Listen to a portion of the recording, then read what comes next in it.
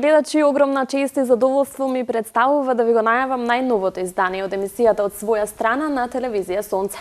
Уште поголемо задоволство ми представува да ја представам мојата денешна гостинка. Станува збор за Адриана Мациев, наша успешна сликарка, како на домашно, така и на меѓународно ниво. Меѓутоа, карактеристично за неа е токму незината животна приказ на кој никого не остава рамнодушен. Да не доживе многу во најавата, ќе и посакам топло добре дојде. Ана, ти благодарам што ја прифати мојата покана и добре дојде во студиото на телевизија Сонце. Благодарам многу на поканата, Вики. Навистина ми е задоволство да сум твои гостин и гостин на ТВ Сонце. Така, ти благодарам уште еднаш што го прифати ова интервју и што ни ја донесе твојата позитивна енергија, еве и во емисијата од своја страна.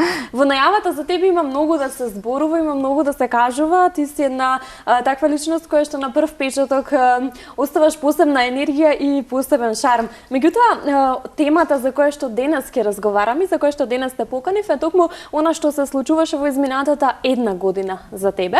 Неодамна го прослави твојот роден ден, кој што беше поразличен од претходниот. Зошто ќе ни откриеш ти? Така, значи никој, можеби некој од публиката веќе се запознати, некој не. Меѓутоа, како што кажа, јас во месец септември, на 16 септември ми е роден ден. Го прославив мојот 41-ви роден ден, но тој беше како прв. Нов. Да, значи еден мој нов циклус. Јас ете секогаш кажувам дека кога бив да си ја нарачам тортата, нели за роден ден, и девојчето ме прашува дали имам некоја посебна желба. Велам не, освен викам да, па уствари мене ова ми е прв роден ден, ова ми е нов живот. И таа ме гледа стварно како. Велам сега точно викам треба си го прославам значи роденденот и навистина еден нов почеток, еден нов циклус да не речам, нели, на мојот живот.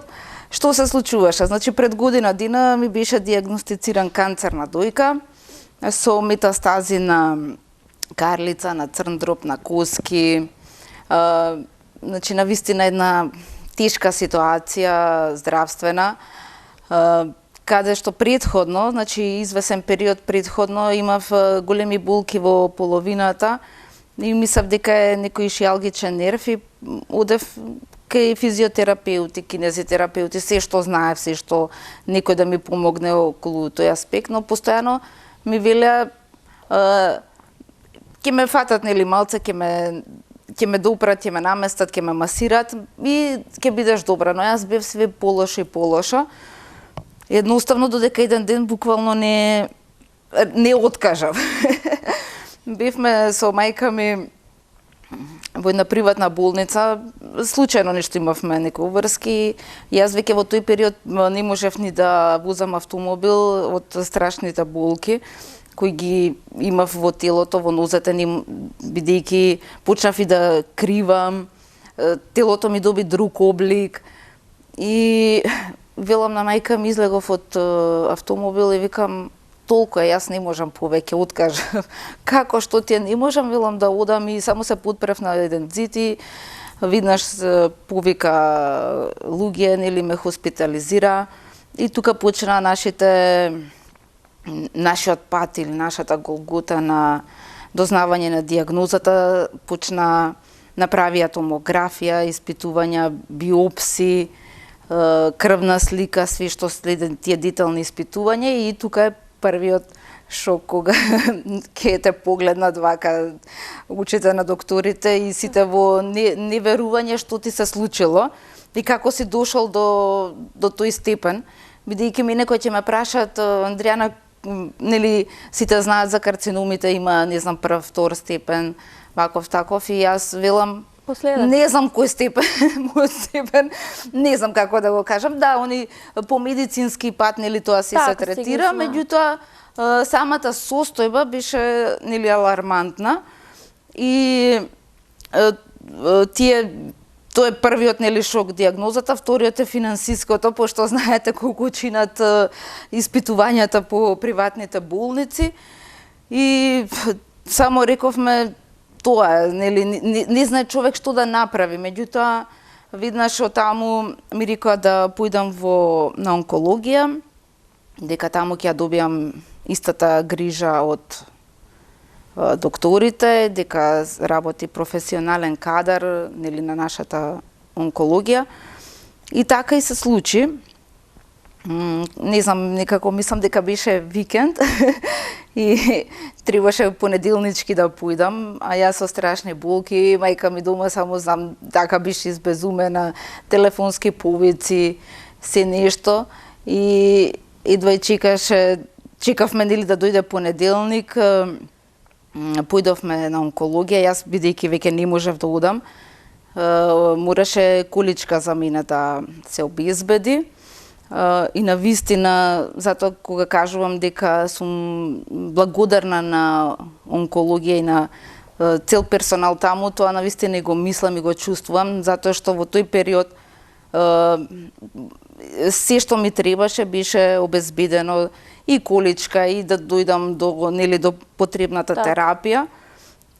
Неколку години претходно, на повик на една моја колешка, ја знам приказната која се цртежат. Да.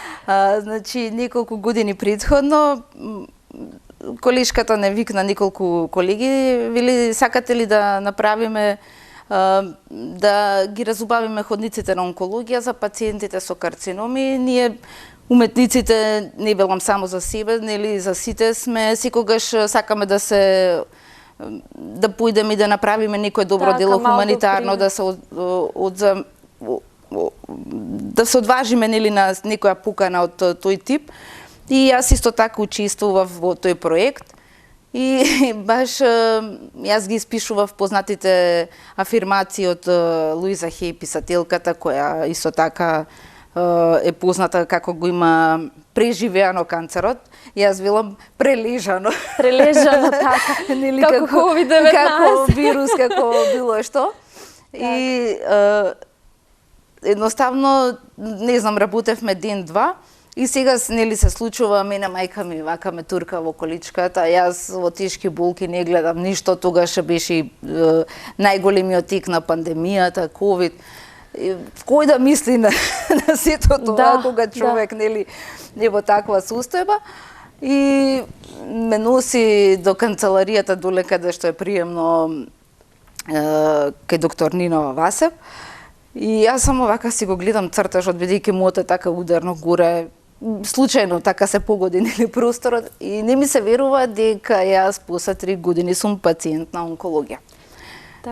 Така, не знаеме животот што ќе ни донесе и каде ќе не однесе и со што ќе не соочи. Јас би те запрашала, сметаш ли дека грешката е во тебе, во ненавремените прегледи, или грешката ја бараме во оние доктори кои си ги посетила и кои не ја откриле навреме можеби диагнозата твоја? Каде да ја бараме грешката?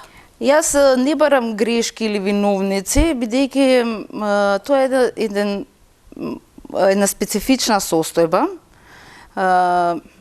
Барем јас тоа така го доживувам од мој аспект. Значи, мене канцерот, веројатно кога почнал да работи во мојот организам, ме стави во една друга состојба. Значи, јас се чувствував несреќно, депресивно, анксиозно, иако така не изгледав пред луѓето, пред да ми биде диагностициран. Меѓутоа, чувствуваш дека во организмот нешто се случува, но не знаеш што е. Постојано, јас и во тој период постојано се дружев со колеги, одев на колони, на изложби, нели, на секакви дружби. Да, меѓутоа некако сето тоа, после тоа се осеќав како празно. Не можев да го дефинирам што е тоа што ми се случува. Само чувствував така нешто, дека ми фали. И се прашував што е работата, велам и ова имам, и тоа имам, се, нели, како што треба, а нешто не е во ред. Затоа не можам да кажам дека некој е виновен, можеби јас мислејќи, нели, дека претходно имав едно искуство каде што имав кичмата ме болеше и каде што ми помогна ми помогна, нели, физиотерапеут. И мислам дека е тоа повторно, бидејќи знам често пати и да работам низ дворот, да дигам потешко, си задавам некои потешки задачи и мислам дека и овој пат е тоа. Меѓутоа, имав, кога се појави тоа едно мало груче на едната града, бев, нели, направив ехо и тука беше едноставно, не е ништо страшно, нема ништо. И јас некако така, може би се исплашив да речам, но мислев дека сето тоа може и да помине туку така. Дека не е страшно, бидејќи нормално познато е кај жените дека понекогаш тие промени на циклус или некои периоди може да се појават, нели, одредени некои гручиња во градите или болки, дека тоа ќе помине. Меѓутоа, после тоа едноставно тоа некако нагло порасна и стана почна болки во градата да имам. Значи да ме боли, да ме чеша, раката да ме боли, да ми трне. И тука веќе знаев дека нешто не е во ред. И тогаш е оној дел кога, нели, кога откажав од сите страни. Значи, болки буквално имав од сите страни. Така, велат дека човек не знае како да реагира се додека нештото не го снајде него. Како, Ане, ти реагираше на првичното откривање на диагнозата и самото соопштување? Си велеше ли можеби зошто мене, зошто токму сега, зошто? Па, да, тоа е интересно, кај секого веројатно исто се случува. Јас сега од оваа перспектива, нели, многумина кога ме гледаат и кога зборувам, ми велат ти си супер, нели, си позитивна, јас велам не е така, позитивноста не е едно копченце on-off. Така е, така. Значи, така, колку и да сакаш да бидеш позитивен во одредени ситуации, не можеш. Меѓутоа, кога, нели, јас исто така долго време и претходно сум работела на себе. Так. И, нели, со мојата мајка, многу семинари, многу читања, многу книги, меѓутоа кога ќе дојдеш во една таква ситуација, едноставно дури мене тоа ми беше повеќе страшно, како сега јас тоа сето што го знам да не го применам на себе. Так. Меѓутоа едноставно некогаш душата бара други искушенија во животот и низ некои лекции кои што едноставно мораме да ги поминеме, тоа е така. И кога ја дознав диагнозата, значи првично кога бевме во приватната болница, докторите сите вака се гледа и само на мајка ми како стигнавте до тука, мене ми беше јасно дека станува збор дека нешто не е во ред. Потоа од самите реакции дома, иако колку се трудеа да се сокријат од мене, сепак се чувствуваше дека нешто не е во ред. Веднаш кога отидовме, нели, на онкологија и доктор Нино кога ги виде моите резултати, ме погледна и само ми рече: "Не се секире, од сега што било до сега е тука, од сега одиме понатаму, за месец дена јас ќе те дигнам на нозе." Да, тоа ќе беше моето следно прашање. Се лекуваше на клиниката за онкологија, доктор Нино Васев. Колку докторите ти даваа поддршка, што велеа докторите, дека се ќе биде во ред? Да, па многу е важна таа психолошка поддршка, значи и од семејството, и од докторите кај што се лекуваш. Значи, мене навистина тој момент многу ми беше значен, кога ми кажа, нели, доктор Нино: "Андријана, јас за месец дена ќе те дигнам", иако јас во тој период така бев како во безсознание да не речам, и плачев и мислев дека дојде крајот и дека не за 3 дена. Тоа е нешто што не фаќа неспремни. Затоа велам, кога ќе слушнеш тоа, не секој може да остане имун, значи готово, веќе ракот е синоним на смрт и нема излез од тука. Тоа сите така го мислиме, но тоа не е така всушност. Така го имаме сватено. Да, едноставно луѓето дури се соочи во период каде што тоа го искусив, дури мислат дека ако некој е болен од канцер, дека тој буквално како да има некоја, не де Боже, заразна, пренослива болест, па дури бегаат од него, до толку, значи, се уште е табу тема, а да не речам колку жени што ги запознав кријат од сопствената фамилија, од сопственото семејство дека се болни од карцином на дојка, например. Јас го имам тоа искуство, толку е нели? работено. Да. И има и такви кои што зборуваат отворено и секогаш велам, значи треба се зборува отворено, зашто не знаеме на кој, на што, нели велат лекот е некогаш 5 пари, во смисол не знаеме кој што ќе ни каже каде да појдеме или на кој начин можеме да го исцелиме својот организам. И затоа велам поддршката е многу важна, бидејќи мене во тој момент кога ми кажа докторот од сега што било, сега одиме понатаму, виднаш ме хоспитализира и цели 2 месеца постојано секој ден бев на инфузија каде што за да ме дигнат, нели, за некое прочистување, бидејќи навистина бев и многу ослабена и претходно држав и ригорозни диети, чистења на организмот со исхрана, со детокси, со се.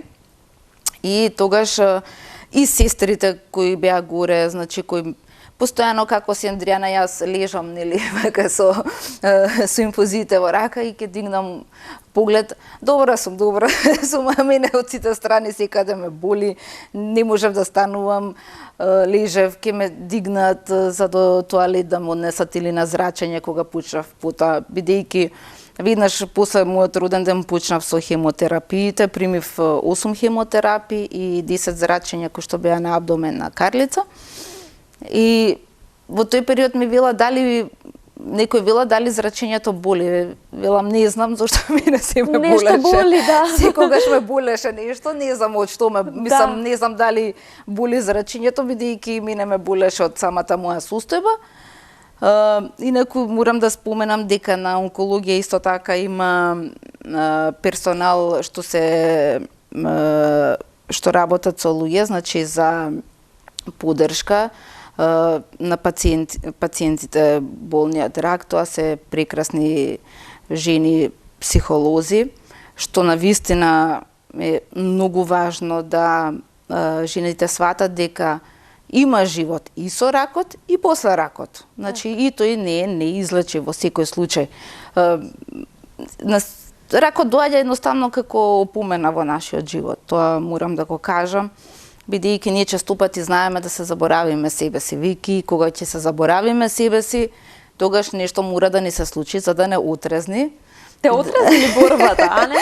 Па да, затоа што тој те враќа кон себе.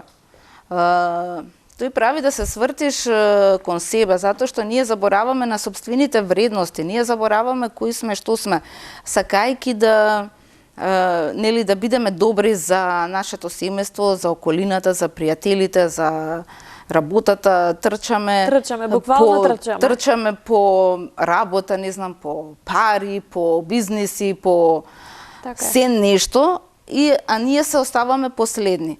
И затоа велам секоја болест или еве карциномот доаѓа буквално како опомена за да ве врати да се свртите кон себе си, да се погледнете себе си и да се засакате, значи да се вреднувате. Тоа не значи дека ние сме нели себични, онако ќе спомнеме да се сакаш себе си.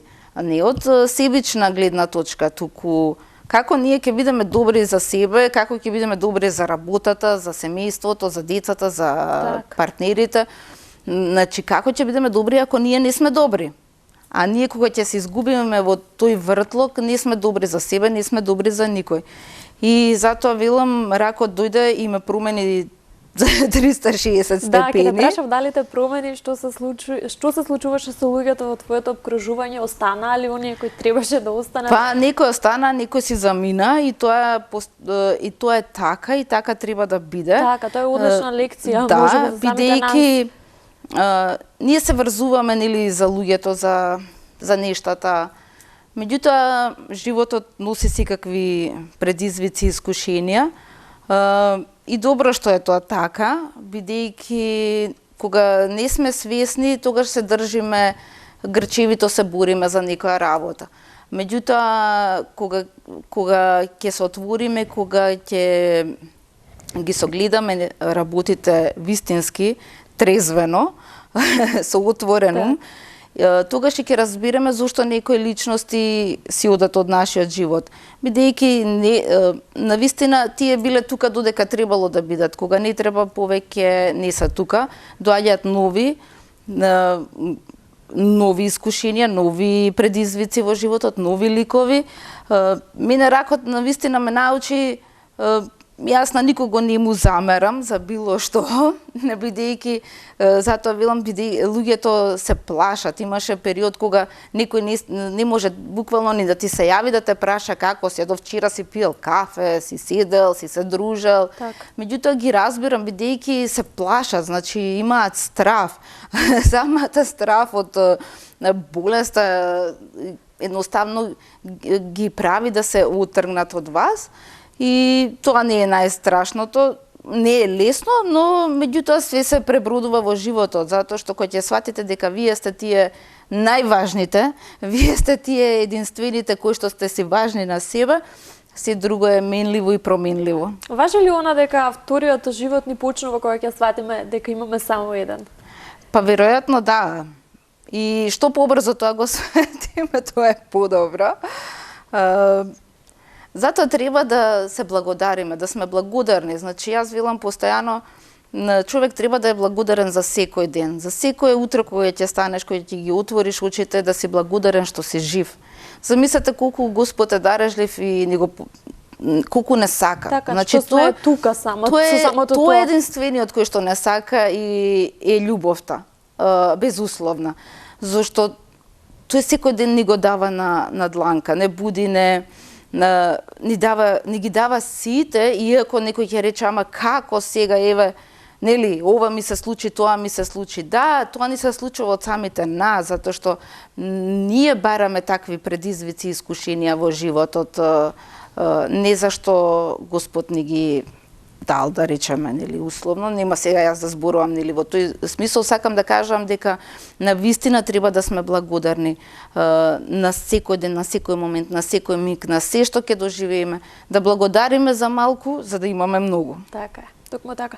Покрај вербата во Бога и позитивната енергија од самата себе, ти имаш среќата да имаш и една огромна подршка од твоето семејство, твојата мајка, нашата драга колешка Јулија, која ни е позната, нели, по незината авторска емисија Будење со Јулија, и твојата ќерка Стефанија, која е студент на драмскиот театар овде во Скопје. Три уметници, јас така ќе кажам, колку ти беше значајна нивната подршка? Па, морам да кажам дека навистина е многу значено и тие помина исто многу тежок период.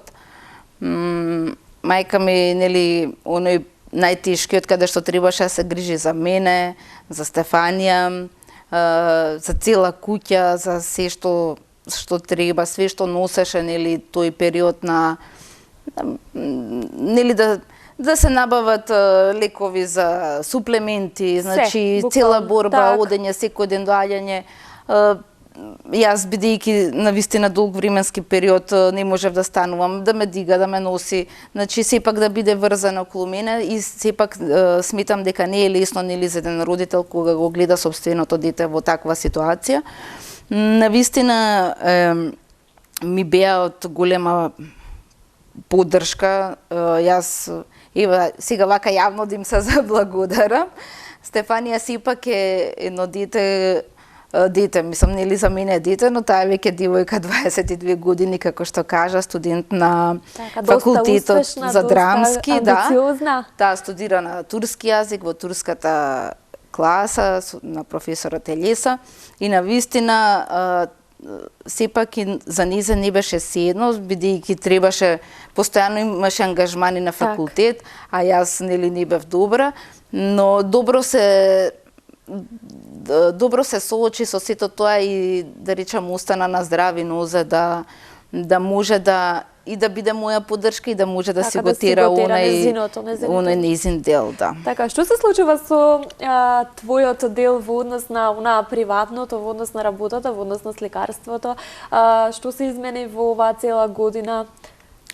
Па, јас на почетокот, кога нели вака ќе ми се јават луѓе како си Андријана, па земи да сликаш, им велам не можам да сликам, јас не можам да станам, значи не можам да седнам, па земи оди пешачи, бидејќи нели претходно вежбав теретани, јоги, се нешто, Беше значи многу активно. многу. Да речам нели го сакам и спортот и наеднаш од сето тоа ништо и велам ќе дојде сигурно ден кога повторно ќе Така. почнам да работам, меѓутоа не можев, но полека постепено како почна нели тие булки да попуштаат, така јас ставив едно платно и седнав. Меѓутоа мојот темперамент е таков што јас не сум пример од оние уметници кои што седат пред платното и работат. Јас сакам да малку да се движам. Да, таква е мојата енергија, таков е мојот темперамент и почнав нели да сликам и некако така сликите во почетокот ми беа многу смирени, многу мирни. Мене тоа ме нервираше. Зашто едноставно не велам дека можеби не се добри или не вложено, меѓутоа јас не се препознава во сето тоа, иако тоа е нормално дел од мене и од оној период во кој јас сум се движала. И фала му на Бога што ете дојде време каде што сега се уште не сум онаа 100% енергија, ама сум како што треба и почнав да ги работам онака како што јас сакам моите слики. Да можам да се движам, да ги дигнам, да ги спуштам на под, нели да работам малку повеќе гестуално. И така да сега сум, да речам, нели задоволна. Мојата изложба во Куманово, која беше на 15.10. Тоа е проект од Министерството на култура, кој се реализираше во Центарот за култура Трајко Прокопиев во Куманово. Чекавме нели погоден период да бидам како што треба да ги сработам моите дела. Па така да таму имаше можност да се видат 20 сосема нови дела работени баш во период од една година и баш од оној почеток каде што сум по-статична, по-седечка, помирни слики до сега до така, да се последните. Споредба. Да се направи така еден баланс од еден период до друг. Да, ке си знаеш од каде до каде си одела, да, си се токму тоа беше движела. идејата. Да, колку е лесно или можеби тешко за еден уметник во државава наша, ги препознаваме ли ние уметниците, ги цениме ли? Па јас мислам дека секогаш нели може подобро и дека сепак се уште ликовната уметност можеби на некои маргини. Треба малку повеќе да се поведе, да ни речам, некои мерки и за самите уметници, за поголеми стимулации за работа, да сепак тие проекти чинат. Значи, не е лесно да се направи една изложба. Ние добиваме некои средства од Министерството за култура, не ние уметниците, туку институцијата која аплицирала, да речеме, за проектот. Меѓутоа, ние како уметници сепак треба да си го набавиме нели платната, боите и сето тоа. Затоа велам, сепак тоа чини. Секогаш може подобро. Фала му на Бога што во последните години па се почесто и се повеќе, барем јас имам такво искуство, доаѓа публика на изложбите, што веројатно е добро, бидејќи не се само некогаш доаѓаат, ние колегите си одиме едни меѓу други, но доаѓаат нели и други кои што се љубители на уметност или можеби овие помлади генерации кои што сепак ги интересира и нешто друго, не е само, да речем, ноќен живот или оној младалачки дух, сепак сакаат и нешто друго да видат. А навистина има доста уметници во Македонија кои што се феноменални, значи имаат одличен израз, значи одличен печат или линија, да не речам, нели, беле кој што го остават. И ете, можеби само уште малку ни фали да излеземе така да подобро да сме платени. Така, да, да. Па нормално сега се надеваме дека ќе оди на подобро.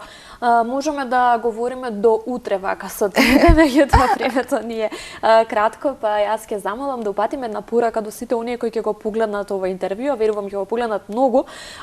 Еве, ајде конкретно за твојата приказна да упатиме една порака конкретно за карциномот, за сите оние кои што можеби стравуваат, можеби не отишле на преглед од страв или Да.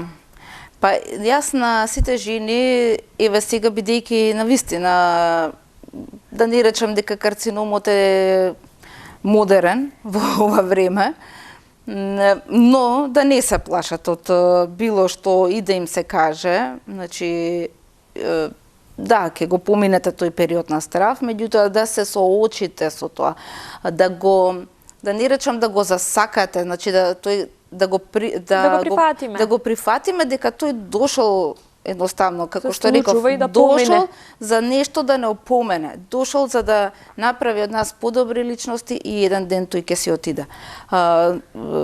Секоја жена, па и мажите во денешно време, треба да прават прегледи. За жените би рекла, нели она ехо, мамографија, да на некој извесен период како сето тоа оди, да не се плашат, бидејќи навистина сега времето е такво што има многу подобри терапии, значи едноставно се може да се реши и нема од што да се плашите. Едноставно само да се прифати и да се соочите со сето тоа и ракот да се чекори храбро. Ќе си отиде од вас. Така, јас овде ќе ти честитам за целата борба. Знаеш дека те следам и знаеш дека пратам се она што правиш со љубов. Ќе ти честитам за целата борба, за целата позитивна енергија. Ќе ти посакам добро здравје. Посадика медите ти кажав и ви овде ќе кажам дека изгледаш прекрасно. Благодарам. Сакав само извини што ќе те прекинам, меѓутоа мислам дека е многу важен момент, пошто ми кажа за косата, дека ми стои добро. Да, за косата, значи, косата е посебна приказна. Дека ми стои, бидејќи сите што ме знаат дека со години бев со долга коса.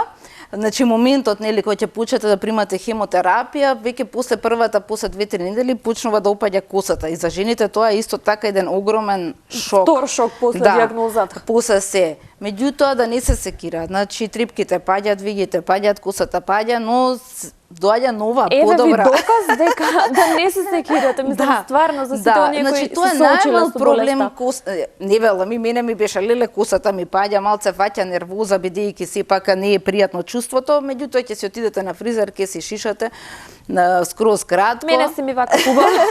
Да, сега мене ми е малку проблем кога ми расте, ама добро, еве имам можности да се видам со повеќе разни фризури. Да, она кога ќе се промениш, ама стварно во секога ќе се промениш. Да. А не фала ти уште една што одвои време што ни го разубави студиото на телевизија. Фала и на вас и се гледаме за добро зарно. Така, само за убаво.